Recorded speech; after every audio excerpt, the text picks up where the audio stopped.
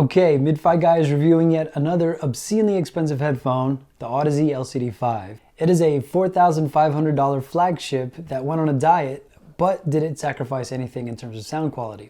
Let's go directly to the sound impressions and find out. So on first listen, I thought these were definitely more mid-forward than I was expecting. In my mind, probably a bit too much. I've reviewed the LCD-X before, in addition to listening to the LCD-4 numerous times at CanJam, so I'm kind of used to that Audeze house sound. It tends to be more upfront and in your face, putting you closer to the music, and the sound here continues that tradition. But with the 5, the overall presentation has definitely evolved. Whereas both headphones previously had an abundance of bass, the LCD-5 decides to go for neutrality in this area. The bass is definitely better defined, with a noted increase in precision, but you may find yourself reaching for EQ if you're a bass head. Soundstage is slightly a bit narrow of neutral. It can't really compete with something as wide as the Aria, but on the other hand, there is a level of closeness and intimacy you get with the LCD-5s that make them so addictive to listen to. There are numerous owners that say the LCD-5 responds really well to EQ, and I'm here to tell you, I back up that statement 100%. I really implore you to use Resolve's or Critical's EQ settings. I'll link to both in the description, but try them out for yourself. The resulting sound output is less thick or mid-forward in the upper mids, causing the overall presentation to be better balanced. It really does change this headphone. I compared the two, and Critical's seems to have more of an emphasis on clarity while not having as much warmth, fullness, and bass impact down low, but the overall effect is sweeter with seemingly more definition up top. Resolve's noticeably has more bass and also maintains the spirit or the sound signature of the stock LCD-5, or kind of that Audeze house sound a bit more. It feels like less of a deviation from stock, but it also doesn't have that level of clarity that Crins has. Neither is wrong, both sound amazing, give both a try and see what you think. Here's something that you can try that may upset some purists, but as you can see here, I chose convolution filter and I chose critical settings for the LCD-5. Then for the next filter, I chose parametric EQ. Then I set the first 3 band settings from Resolve's EQ. So I have the low end from Resolve and then the high end and mid frequencies from Critical. So I really like this combination. You get that slamming low end along with the really clear top end. But try it for yourself, experiment and see what you like. Now as for musical genres, I found it really hard to find a weakness in the LCD-5. Everything from classical to acoustic to EDM, rock, and country, they all sounded phenomenal. If you need intimacy, it's here. If you need energy, it's here as well, all with great definition and engagement across the board. Again, this is after EQing. Playing some jazz, It Never Entered My Mind by Chet Baker. It's so exquisitely detailed and intimate at the same time. The way the LCD-5 separates the instruments with supreme definition, along with its well-defined bass and really well-handled treble, it really had me rethinking my headphone collection. I A/B'd this song with the Empyrean, and although I welcome the superior comfort that it has, sound-wise there just was no comparison. The LCD-5 was just so perfectly defined, it made me appreciate the different instruments being played even more. Better bass, separation, and clarity. I think a better comparison here would be with the Mezzi Elites, which I did a review on previously. I don't have them here with me, unfortunately, but I think those would go toe-to-toe better than these two. And with the Aria, there was a better level of clarity compared to the MPs, but with noticeably lack of finesse in the mid-range, which is the LCD-5's specialty. Chet's trumpet feels further away comparatively on this, with a lack of focus. Put the Audeze's back on, and it makes me want to use all the buzzwords I can think of when describing the difference in sound to you. You hear the trumpet front and center with a higher level of intimacy and emotion. In a nutshell, the 2 words I'd use to sum up the LCD-5 are refined and balanced.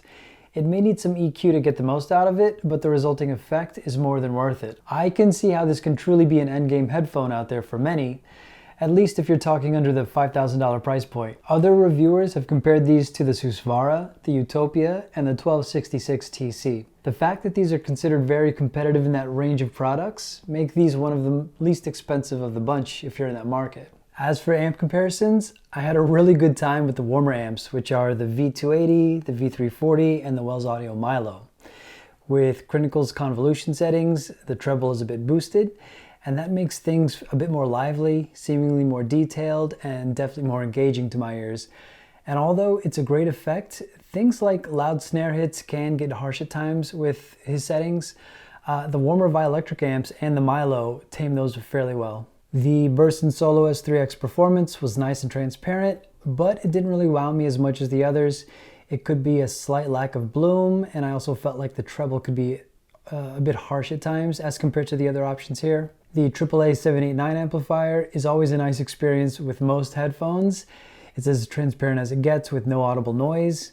The soundstage didn't feel as wide as the other amps.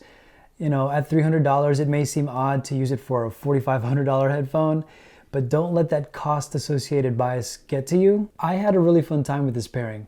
If you like that crystal clean THX sound, then you'll agree. But if you prefer more bloom, more personality, and the LCD-5 hasn't bankrupted you yet, then you may want to look at the competition. The GSX Mini underneath here, it was probably the best balance of all the options.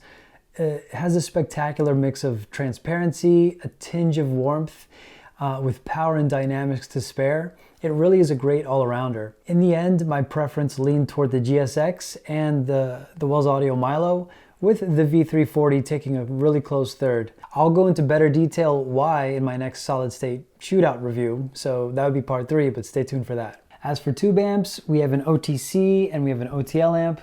If you're familiar with these two amp topologies, then you can guess that the Euphoria would be the amp that sounds cleaner, a bit more liquid. And then you have the HA6A with its bigger power-producing transformers.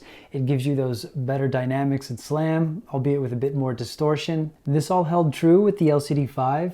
With the Euphoria, you get closer to the music, and the amazing micro details and resolving capabilities of the Audeze mate exceedingly well here. It was a really good combination. However, if you wish that the LCD-5's soundstage was a bit wider, then you actually may prefer the Cayenne. While not as clean and crisp as the Euphoria, songs tend to open up and have more of this spacious 3D feeling with this pairing right here. You also get better bass slam, better dynamics like I mentioned earlier, and if you just want an overall, if you want more energy, more of a visceral feeling, then this may be your bag. Honestly, these are both stellar tube amps. You can't really lose with either when it comes to the LCD-5.